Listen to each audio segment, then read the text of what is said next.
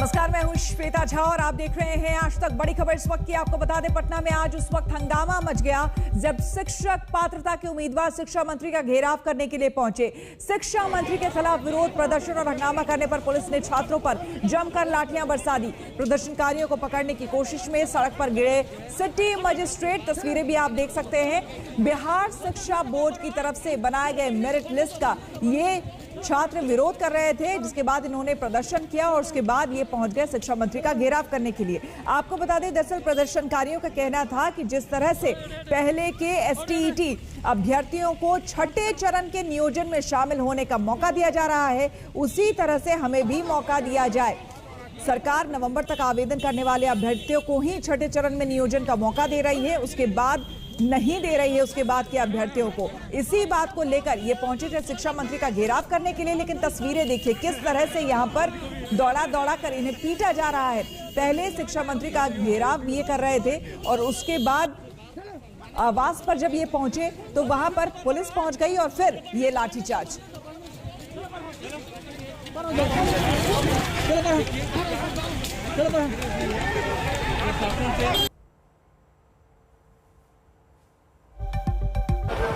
पूरे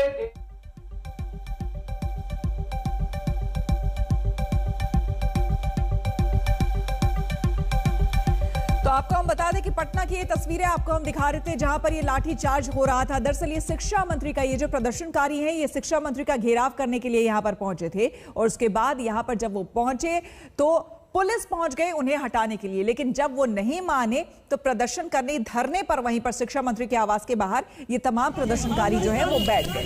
जब प्रदर्शनकारी सड़क पर धरना देने के लिए बैठ गए तब पुलिस ने लाठी चार्ज कर दिया और उस लाठी चार्ज के बाद की तस्वीरें आपको हम दिखा रहे हैं। देखिए किस तरह से यहाँ पर डंडे बरसाए जा रहे हैं, जैसे कि ये कोई गुंडा हो, मवाली हो, जो कि सड़कों पर हंगामा करने के लिए ये पहुंचे हैं। सुशासन राज में किस तरह से सुशासन बाबू के राज में यहाँ पर सरकार चलाया जा रहा है, तस्वीरें आप देख सकते हैं। यानी कि वाजिब मांग भी अगर आप रखेंगे तो आपको इस तरह से लाठियां खानी पड़ेगी।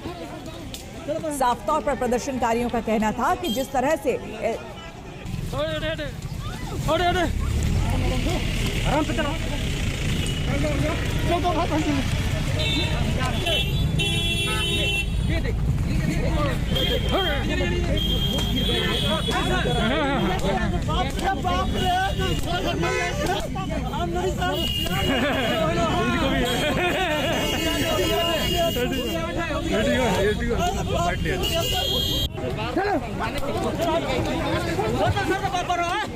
लाठियां क्यों बरसाई गए? शिक्षा के अभ्यर्थियां अपने मांग के लिए हम लोग जो है प्रोटेस्ट कर रहे थे शांतिपूर्ण। आप वीडियो देख सकते हैं किसी भी न्यूज में। लेकिन पुलिस की बर्बरता है कि शांत बैठे हुए शिक्षा अभ्यर्थियों पे ये ऐसे व्यवहार कर रही है। जिस तरह से लाठीचार्ज किए हैं, लग रहा है कि ये लोग क्रिमिनल हैं। क्या हम लोग क्रिमिनल हैं? हम लोग शिक्षक हैं, हम लोग युवा बच्चों को पढ़ाकर उसको बनाते हैं वो। और ये देखिए क्या हालत है। सरकार की तरफ से तो आप लोगों को दिया गया था ना कि आप लोगों को जो है जितने भी चयनित लोग हैं उन्हें नौकरी मिलेगी। वो पात्रता की बात करते हैं, हमको पात्रता नहीं, नियुक्ति चाहिए। जो भी बच्चे 12 मार्च को क्वालिफाइड हुए थे उन सबकी नियुक्ति चाहिए। पात्रता क्या होता है?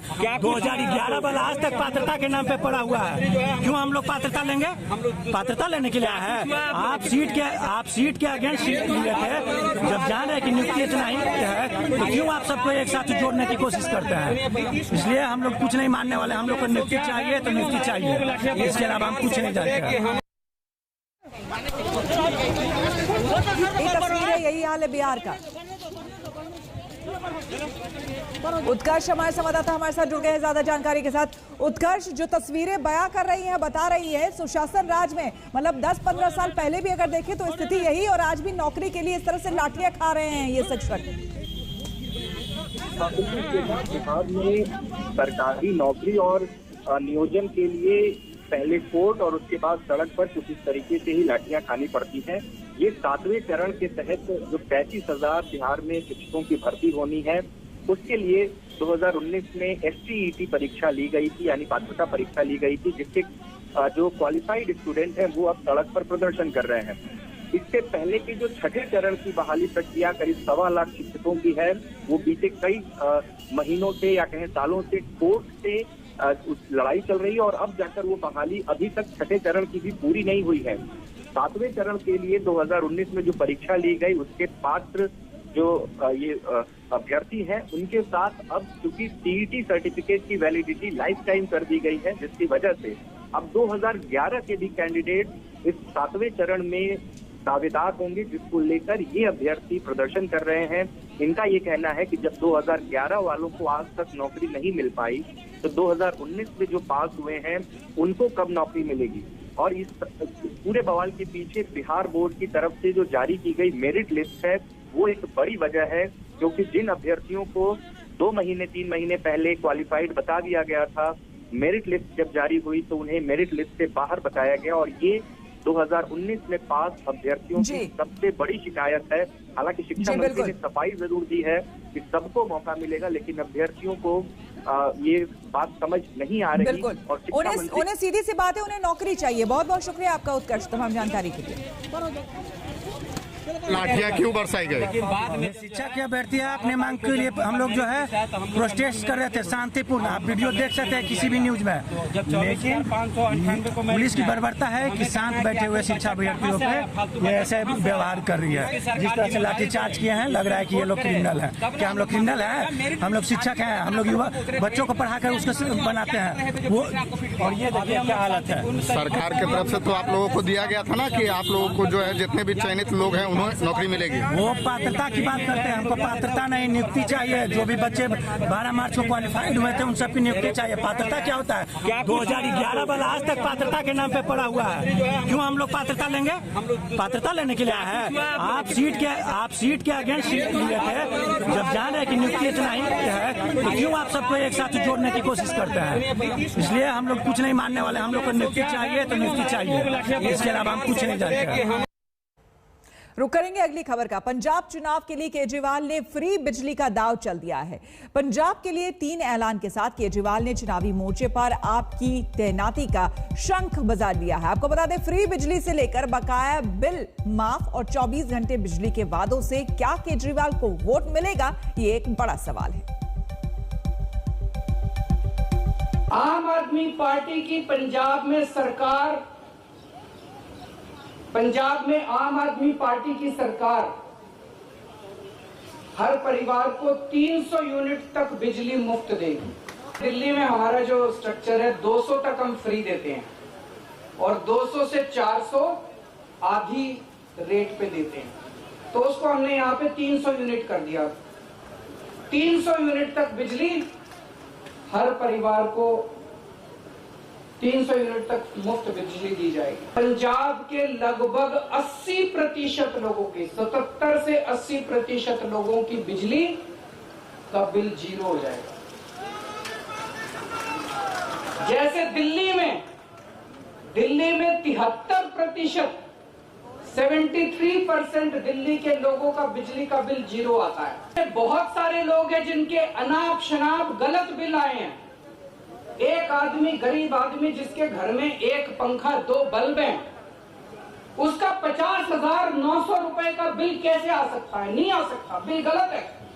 जानबूझ के गलत बिल भेजे जाते हैं। फिर वो बेचारा ठीक कराने जाता है तो कहते हैं इतने पैसे दे दो तेरा बिल ठीक कर दूंगा। करते नहीं करते हैं? जितने पुराने बिल हैं डोमेस्टिक के, जितने पुराने बिल हैं सारे माफ किए जाएंगे। जिन जिन लोगों के पुराने पेंडिंग बकाया बिल हैं, एरियर हैं डोमेस्टिक के, सारे माफ किए जाए। पंजाब में सरप्लस बिजली मिलती है। पंजाब में ज्यादा बिजली उत्पादन होता है, कम खपत है, उसके बावजूद भी बिजली कट लगते हैं इतने बड़े बड़े। कई कई घंटों तक बिजली नहीं आती, खेती के लिए बिजली नहीं मिलती। 24 घंटे बिजली दी जाएगी। जैसे दिल्ली के अंदर हमने 24 घंटे बिजली दी, ऐसे ही पंजाब के अंदर भी 24 घंटे बिजली दी जाएगी। बढ़ेंगे आगे। सुरक्षा बलों ने नेशनल हाईवे पर हमले की एक बड़ी आतंकी साजिश को नाकाम कर दिया है। एनकाउंटर में लश्कर कमांडर अबरार और पाकिस्तानी आतंकी को मार गिराया है। सुरक्षा बलों ने आतंकी अबरार को कल ही गिरफ्तार कर लिया था, लेकिन घर में AK-47 होने की बात कर वो सुरक्षा बलों को घर ले गया, जहां पहले से छिपे पाकिस्तानी आतंकी ने गोलीबारी शुरू कर दी। जम्मू कश्मीर पुलिस के मुताबिक सुरक्षा बल के कई जवानों और नागरिकों की हत्या के मामले में अबरार वांटेड था। लेकिन आखिरकार उसे मार गिराया गया। दुष्ट हैं लोग। उनकी वाइफ चाहे बेटी कोई किसी का सोर्स नहीं थी। हस्बैंड भी एसपीओ था, बेचारा नौकरी कर रहा था पुलिस में। नौकरी करना कोई गुनाह नहीं। अगर कोई पुलिस वाला एंटी टेररिस्ट ऑपरेशन में भाग लेते हैं तो वो भी गुनाह नहीं, उनका ड्यूटी का पार्ट है। जबकि बेचारा वो कोई एंटी टेररिस्ट ऑपरेशन में इन्वॉल्व नहीं था, वो सिंपल एक एसपीओ था। गरीबी की हालत में लोग नौकरी ऐसा करते हैं पूरा। ये मिलिटेंट का असली चेहरा है। पिछले कुछ दिन में इनोसेंट को, सिविलियन हो या पुलिस वाला जो कहीं छुट्टी पर जाता है, अपने घर जाते हैं या मस्जिद के पास नमाज पढ़ने जाते हैं, उसको टारगेट कर रहे हैं लोग। एक सोसाइटी में, एक कश्मीर में एक फेयर साइकोसिस, एक ऐसा माहौल बनाना चाहते हैं कि इनको डर है आने वाले दिन में यहाँ काफ़ी टूरिस्ट आएंगे, लोग आएंगे, यहाँ पर अमन चैन होगा, उसको देखना नहीं चाहते हैं। एक न्यूज बनाने के लिए, फेयर साइकोसिस पैदा करने के लिए इनोसेंट आदमी को ये लोग और जो सॉफ्ट टारगेट उनको टारगेट कर रहे हैं। जो क्लेम करते हैं इनोसेंट को मार को क्लेम करते हैं कि ये इन्फॉर्मर था, मुखबिर था, ये शो करता है कि जो कितने लोग बाबरिक हैं, कितने झूठ बोलते हैं, कितने लोग दुष्ट हैं। लोग पॉजिटिव टॉक भी चल रहा है, उसको भी डिस्टर्ब करना चाहता है। इनका ये मेन मकसद है। यह नहीं चाहता कि यहाँ पर शांति हो, लोग यहाँ पर विकासशील हो, डेवलपमेंट हो, लोग दो पैसा कमाए। इसलिए ये सिविलियन को और इनोसेंट को टारगेट कर रहे हैं लोग। पुलिस वाले डेली छुट्टी पर हो या ऑफ टाइम में ऑफिस के बाद घर जाते हैं, उनको जाना पड़ेगा। हर एक लोग को हम लोग सिक्योरिटी फोर्स की तरह हम लोग कैंप में नहीं रह सकते हैं। ये लोकल है, डेली घर जाएंगे, आएंगे, फैमिली के साथ रहना पड़ता है इनको। तो ये सॉफ्ट टारगेट है। अगर ये मिलिटेंट इस टाइप से हमारे सॉफ्ट टारगेट को अटैक करेंगे तो हम लोग भी हम लोग को भी आता है कि क्या क्या कैसे काम करना। मैं इनको ये एडवाइस करता हूँ इस टाइप के वारदात में नहीं फंसे बेचारे। जैसा कि हम सब जानते हैं कि सितंबर फर्स्ट वीक में हम लोग ने ये अनाउंस किया था कि श्रीनगर टेररिस्ट फ्री जोन हो गया, सही में हो गया था। उसके बाद सितंबर सेकेंड वीक में एलईटी का एक साकिब जो है बरजुला का एक्टिव हो गया। उसके बाद खुटबनी रेडबनी से जब आर्मी का, पुलिस का वहाँ पर बहुत सिक्योरिटी फोर्स का प्रेशर पड़ा तो खुटबनी रेडबनी से शिफ्ट होकर अब्बास से श्रीनगर में शेल्टर लिया है। पाकिस्तान के इशारे पर, आईएसआई के इशारे पर यहाँ पर लोकल लड़कों को कुछ 5-6 को एक्टिव किया है, जो अपने को टीआरएफ कहते हैं, बल्कि एलईटी के ये टेररिस्ट हैं। उसमें एक मार चुका है क्या उवैद, बाकी जो है उसके पीछे हम लोग लगे हुए हैं और बहुत जल्दी उसको या तो अरेस्ट कर लेंगे या इनकाउंटर उसको न्यूट्रलाइज करेंगे। घबराने की बात नहीं है। जो श्रीनगर में जो मॉड्यूल है, इनके पास पिस्टल है, कुछ उसमें स्लीपर सेल भी है, जिसको हम लोग पार्ट टाइम टेररिस्ट बोलते हैं या हैबिट टेररिस्ट बोलते हैं। ये पार्ट टाइम है, एक इंसिडेंट करने के बाद फिर अपना नॉर्मल काम करने शुरू कर देते हैं। जो फुल टाइम टेररिस्ट है उसको हम लोग पूरा ट्रैक करते हैं। जो पार्ट टाइम टेररिस्ट है, जिसको हैबिट टेररिस्ट को कहते हैं हम लोग, उसमें थोड़ा दिक्कत तो आती है हम लोग को, लेकिन हम लोग पूरा इसको सर्वेलेंस रखें, बहुत जल्दी इसको भी न्यूट्रलाइज कर लेंगे। अवंतीपुरा खास करके जो हरिपड़ी गांव बेल्ट है, इसमें ट्रेडिशनली जेएस का काफ़ी इसमें मूवमेंट रहा है शुरू से। 2018 में इसी विलेज में जेएस का टॉप कमांडर आदिल पठान मारा गया था। लास्ट ईयर 25 जनवरी को जेएस का टॉप कमांडर कारी यासिर पाकिस्तानी मारा गया था। सिर्फ लोगों के दिखाने के लिए कोई सोर्स है, मुखबिर टैग करके ये अपनी कमजोरी छिपाना चाहते हैं, टारगेट कर रहे हैं। हम लोग ऑपरेशन को इन्हांस कर दिए हैं, इन्फॉर्मेशन को जनरेट कर रहे हैं, ह्यूमन इंट पर और फोकस कर रहे हैं। सराल में 2-3 अच्छे ऑपरेशन निकाल के इसको भी लोग कंट्रोल कर लें। 15 कोर में जोशी 15 कोर कमांड साहब ने मीटिंग ली, मैंने अटेंड किया। फर्दर उसको सेंटर हम लोग कर रहे हैं, जितने वाइटल इंस्टेंशन है इसको भी, प्लस एलसी पर भी। उसके अलावा आज देखे होंगे जैसा एक डल के एरिया में एक ड्रोन फ्लाई कर रहा था, उसको पुलिस ने जब्त कर लिया, एफआईआर लॉन्च किया, उसको कार्रवाई कर रहे हैं हम लोग। और धर्मांतरण को लेकर मामला संसद तक पहुंच सकता है। जो यहां बीजेपी सांसद रवि किशन ने धर्मांतरण को धार्मिक आतंकवाद और देश विरोधी ठहराते हुए इसे लोकसभा में उठाने का ऐलान किया है। रवि किशन ने कहा है कि सिर्फ यूपी नहीं बल्कि कश्मीर और कई राज्यों में धर्मांतरण का खेल चल रहा है। रवि किशन को लगता है कि धर्मांतरण के लिए करोड़ों के फंड मुहैया कराए जा रहे हैं। उत्तर प्रदेश में चुनावी बिगुल बज चुका है और उसके चलते अब कई ऐसे मुद्दे आ रहे हैं जिससे लोग हैरान है, परेशान है। इनमें से एक मुद्दा है धर्मांतरण का। ऐसे कई मुद्दों पर बात करने के लिए हमारे साथ इस वक्त मौजूद हैं भाजपा एमपी रवि किशन जी। रवि किशन जी, आपका बहुत स्वागत है आज तक पर। पहला सवाल मैं आपसे ले रहा हूं, धर्मांतरण का मुद्दा इस समय गरमाया हुआ है। अलग अलग राज्यों से बातें आ रही हैं कि धर्मांतरण हुआ है, बड़े लेवल पर 1000 के ऊपर संख्या में हुआ है। आप कैसे देखते हैं? देखिए, उत्तर प्रदेश सरकार को, प्रशासन को मैं धन्यवाद दूंगा कि उन्होंने मुहिम शुरू की, पकड़ा उन लोगों को। अब 5 राज्यों से और पकड़े गए हैं। खबर आ रही कि पूरे देश के हर राज्य में यह सिंडिकेट काम कर रहा है। ये अभी अंदरूनी खबर मैं आपको बता रहा हूं।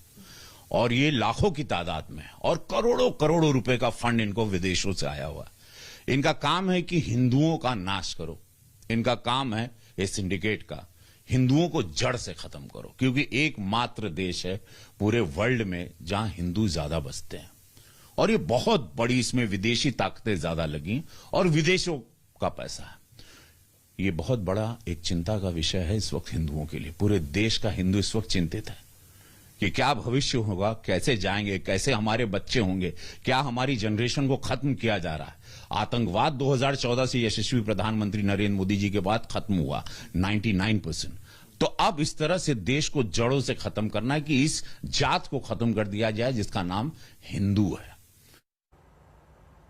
हम रुकेंगे यहां पर एक छोटे से ब्रेक के लिए। बने रहे हमारे साथ, देखते रहिए।